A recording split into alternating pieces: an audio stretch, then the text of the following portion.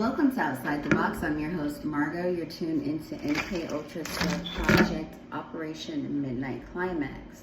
This was a program ran from 1953 to 1964, known only to Richard Helm and Gottlieb's Technical Division. Once again, the CIA chemists aimed to explore even more mind control techniques during the Cold War. Once again, the CIA chemists aimed to explore more mind control techniques during the Cold War. Despite its controversial nature, the program was not officially documented, and many participants remain unaware of their involvement. The program was initially established in 1954 by none other than Sidney Gottlieb under the Federal Bureau of Narcotics. Midnight Climax gave Gottlieb the permission to go ahead and launch the operation. And of course, this was to test drugs, LSD, of course, on unknowing citizens. The Koreans obviously had the United States shook because they still hadn't learned the secret to the method of their madness. Operation Midnight Climax caused scrutiny throughout America after running fake brothels with CIA-paid prostitutes, where they secretly drugged men and agents and watched through two-way mirrors. These types of establishments were called safe houses. They were located in San Francisco, Mills Valley, California, New York, and none other than the infamous 2250 Chestnut Street, which was located in San Bernardino, California.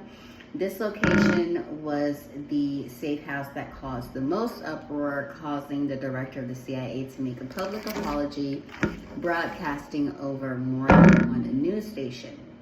Any material regarding the operation referred to the experiment being conducted on unsuspecting citizens, when in theory it was meant for military operatives and agents. And of course, this was because our government, our military services was almost completely under the control, or should I say under the control of the Soviets during this time.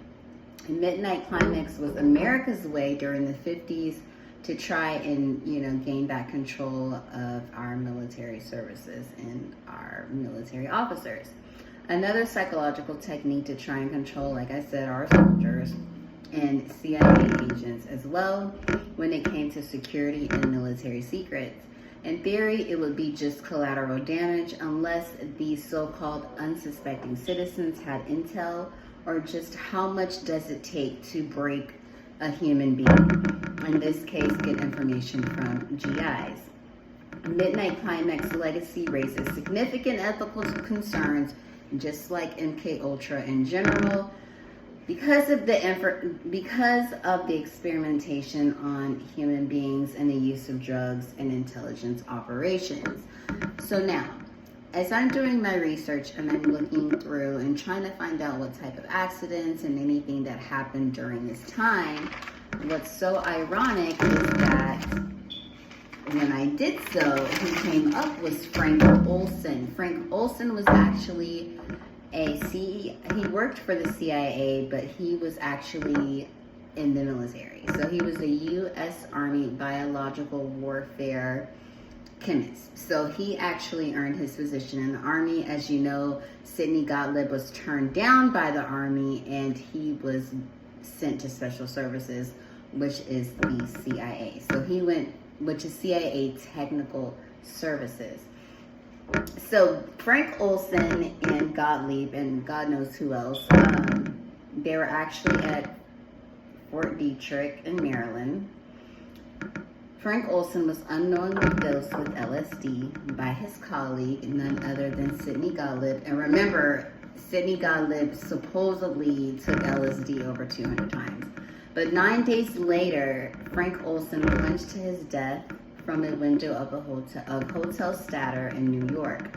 The U.S. government first ruled Olson's death as a suicide, then later described it as a misadventure, while of course others allege murder. Of course, the U.S. government was obviously ashamed of harming one of their own, so they did whatever they could, just like they tried to rule it a suicide, to try and cover that up, labeling this mishap one of the most mysterious outcomes of the CIA mind control project MK Ultra.